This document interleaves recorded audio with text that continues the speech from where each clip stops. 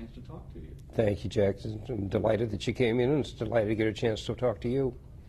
What were your thoughts when you were contacted about becoming a laureate of the Academy? What did you think? Well, I think I was both surprised and obviously very complimented and very honored to do it. Frankly, I really took it as this was an honor that should go to the family, and I just had the good fortune of being the person that was accepted because this has been a family involvement as far as we're concerned for a long, long time. Well, let's begin with the family, shall we? Let's talk a little bit about your early years. Your father got quite a figure here in Chicago. What were some of the things that you learned from him about values as you were growing up that have helped you? I think everything that with reference to values, I really learned from him and his brothers. They started with absolutely nothing, and just by dint of tremendously hard work and real effort, but real ingenuity, they succeeded in a country that gave them the opportunity to succeed. And in doing so, they did it on the basis of not only being able, but doing it honorably and honestly, and because they believed in it. Now, the morality was something that they believed in very, very deeply, and it was just part of their life. So they didn't have to teach it in words as far as the next generation is concerned. You learn by example, and you learned what to do and what not to do. Well, let's take an example of that. Let's say, what would your father have done in a certain, let's say, business dealing or personal dealing that you would say, boy, that was the right thing to do now that I look back on it? I guess I don't know if I can give you individual examples, but on a general basis, very definitely. Dad had a different, I think really a different basis of dealing with people than most that I have seen. He really believed that you couldn't make a good deal first with the wrong people. So if you had any real concern about the honesty of the people on the other side of the table, forget about it. There'd be no transaction that would be worth it. And the second part, which I think is very unusual, is he really felt that if you weren't a better friend of the person with whom you were dealing after the deal was over, it really wasn't a very successful deal. That it was a question of being ingenious. You didn't have to be sharp. You didn't have to be real tough. You had to be fair. And he felt that very definitely. Now, he was smart enough to understand what was his own ability allowed him to determine, to make very, very good transactions. And that's what he taught as far as the rest of the company was concerned and as far as we were concerned. What was the business that they got into when they first got? Originally,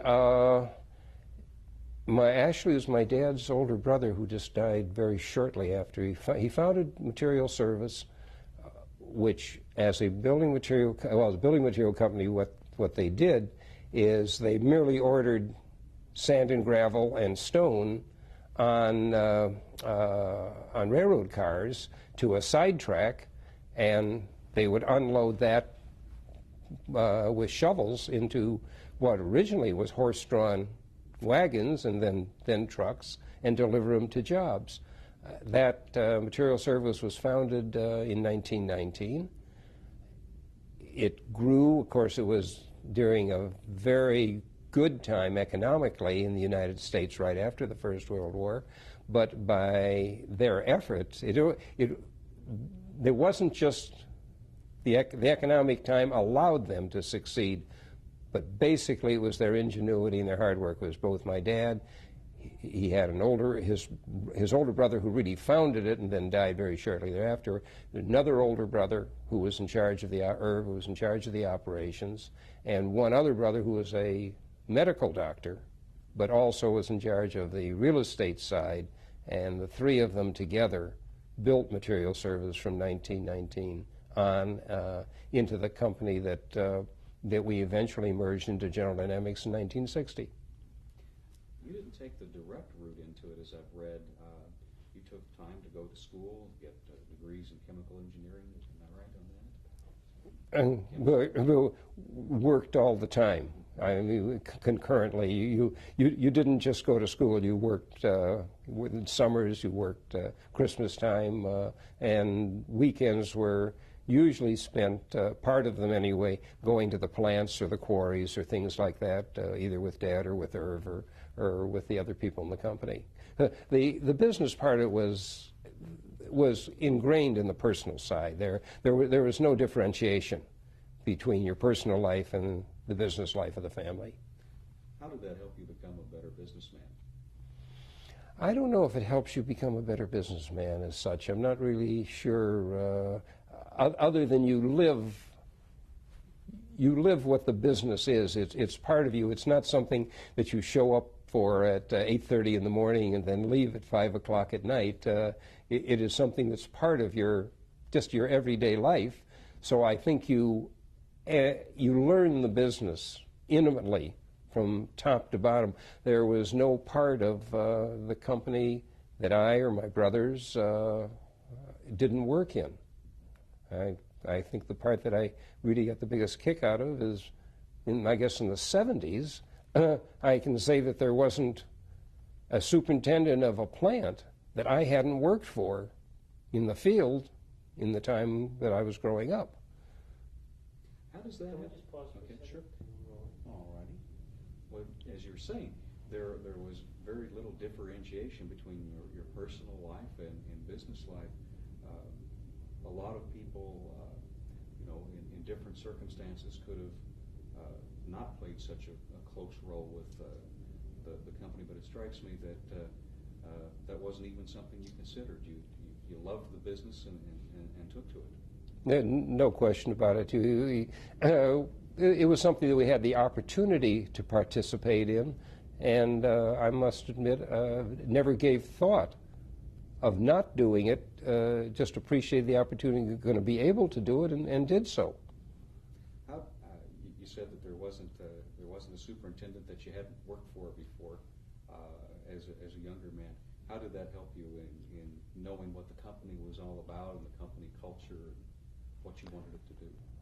Well, I think the way it really helps is when you have that kind of a relationship, personal relationship, and the company really is a family company. It's not a corporation.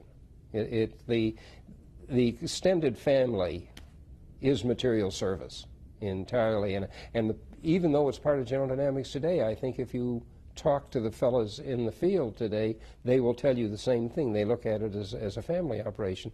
But in answer to your question, what it did is that relationship gave, and I'm not the only one, so I'm really speaking for really everyone else, gave me or anyone else the opportunity to go back and talk to those people on a very different basis.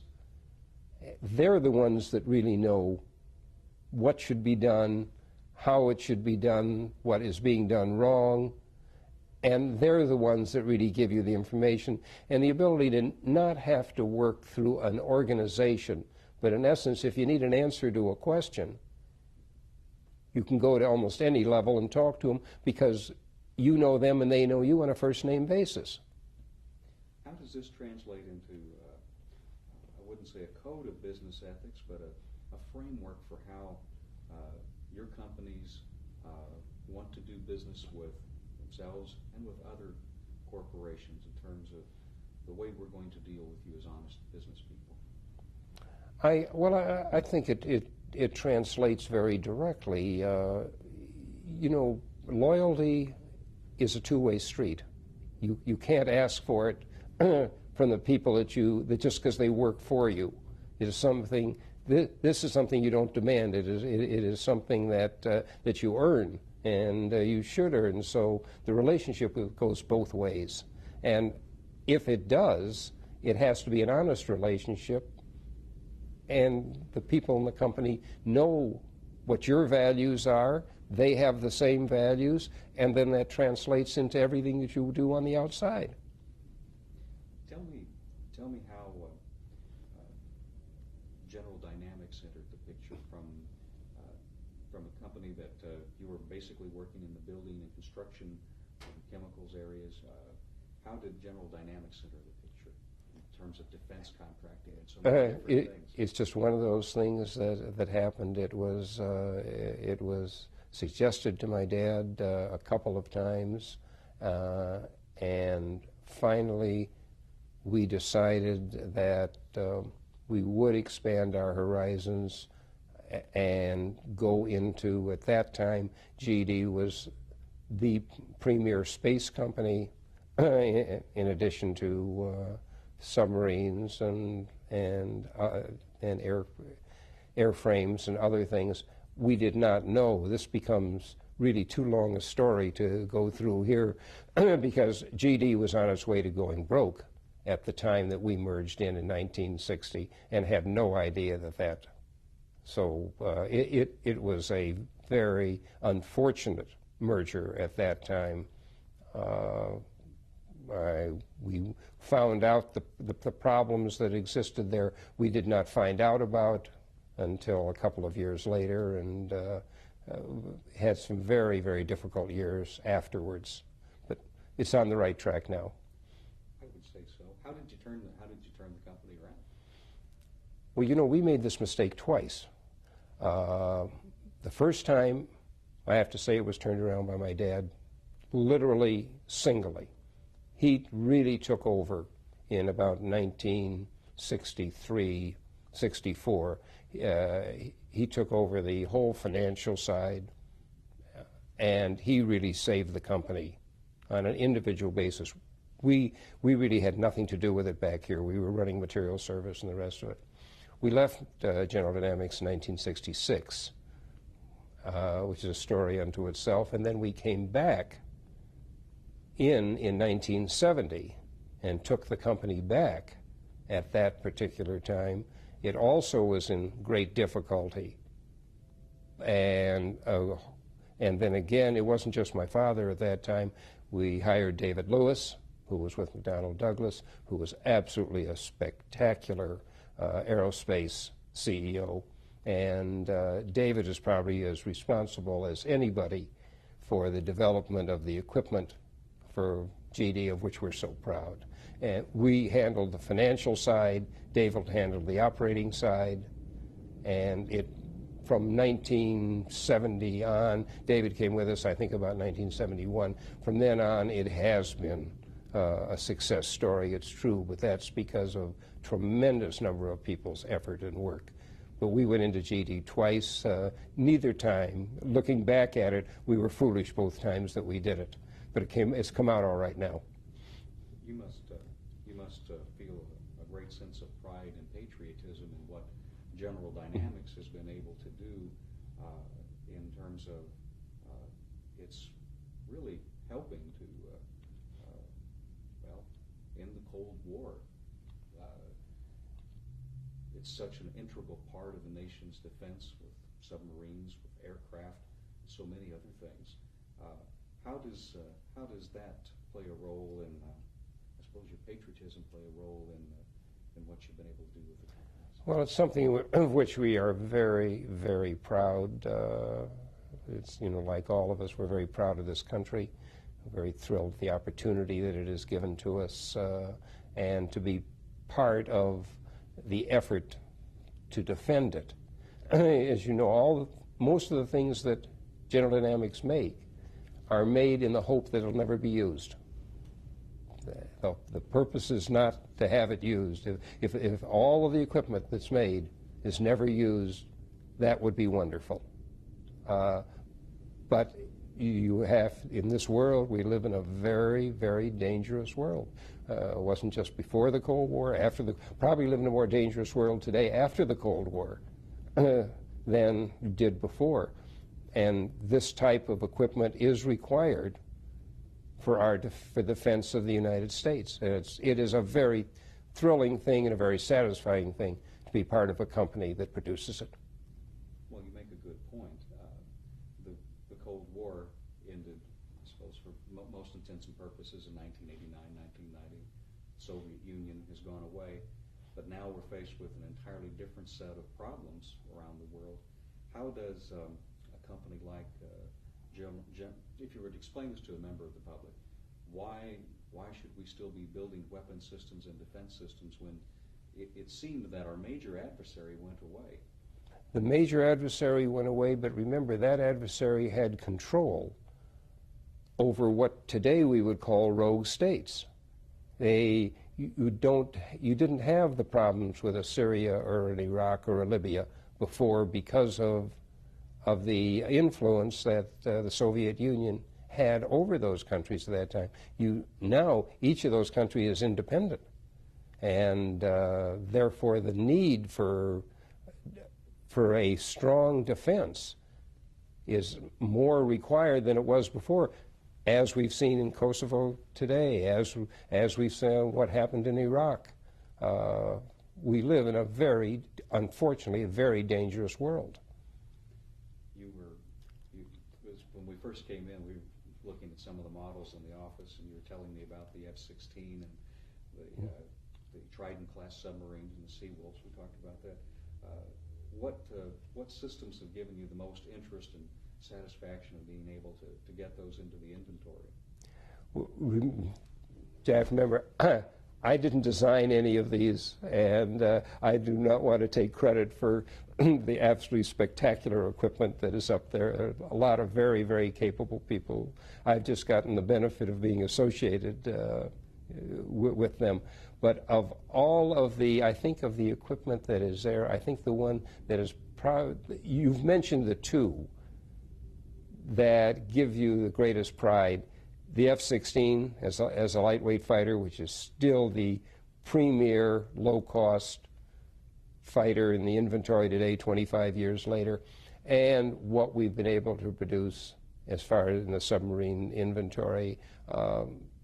At Groton, most of the design work on subs are produced more than anyone else. They are produced, as you know, both at Newport News, which does a spectacular production job, as does Groton, but the engineering side of it is almost done all at Groton.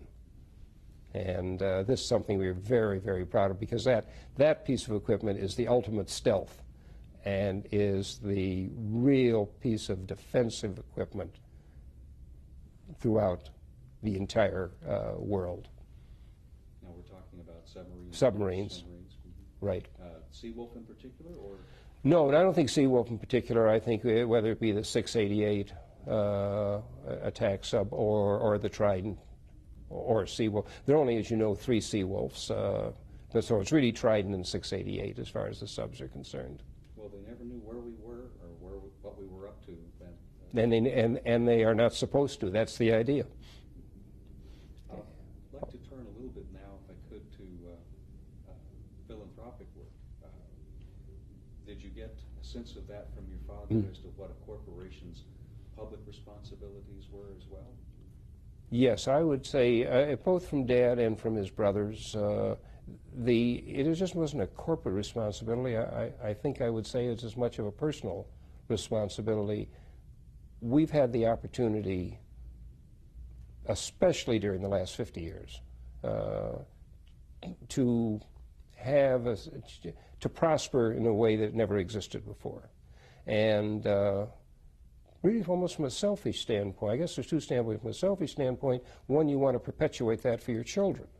And if you want to perpetuate it, you really owe back to the society as a requirement. It's really a debt to perpetuate it.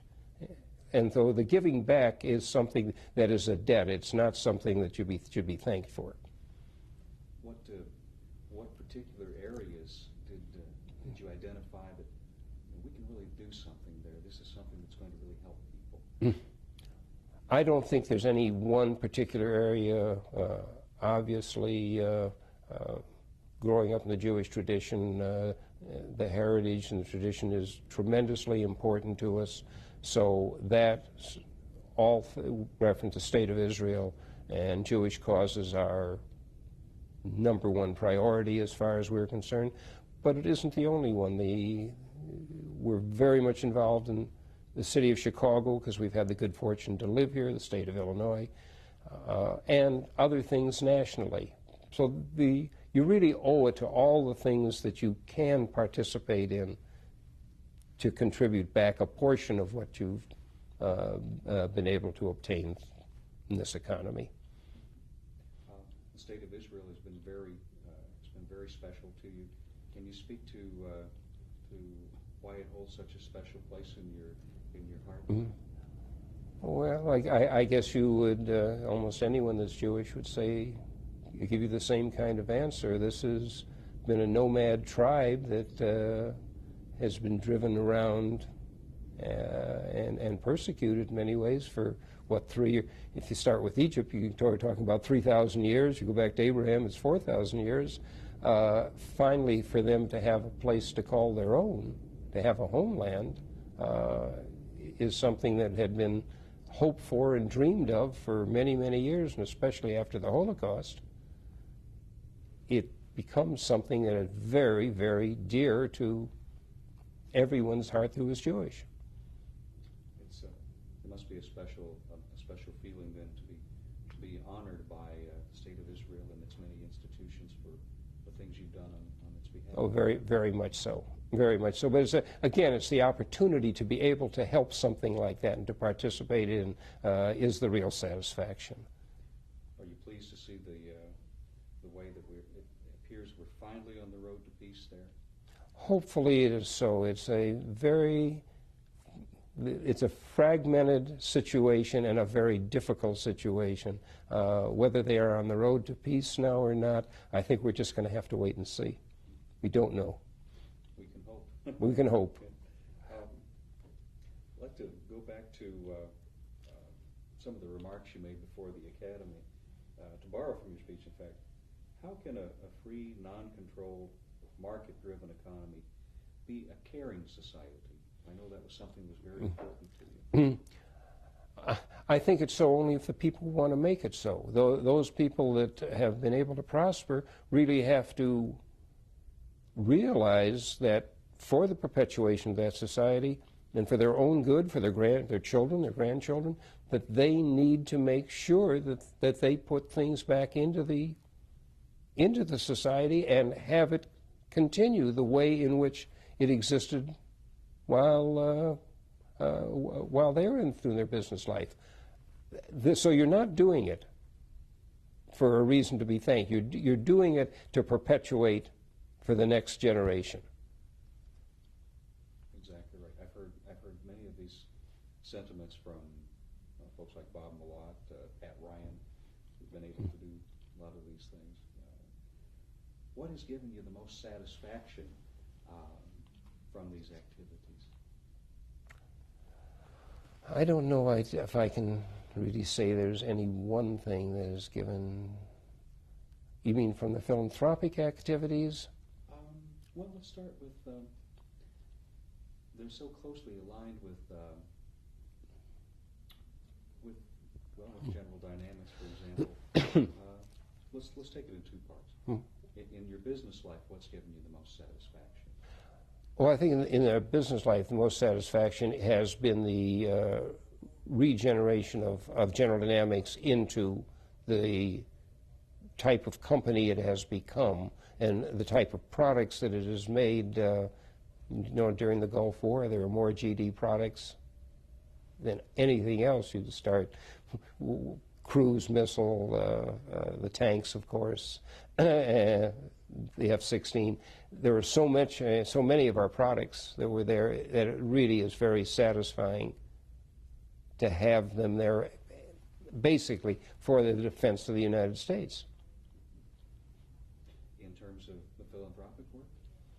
Well, maybe the philanthropic work gets to the personal side of it, and greatest satisfaction is something I think you would expect. As really as my family is the far and away the most satisfying part. I happen to have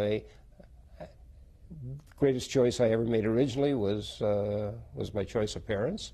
The next best one was my wife, and we happened to have 7 absolutely great kids, I say 7, I really should say 14. They're all married, and the spouses are equally as good, and it's really a thrill to see the kind of people that they have turned out to be. That's the real satisfaction.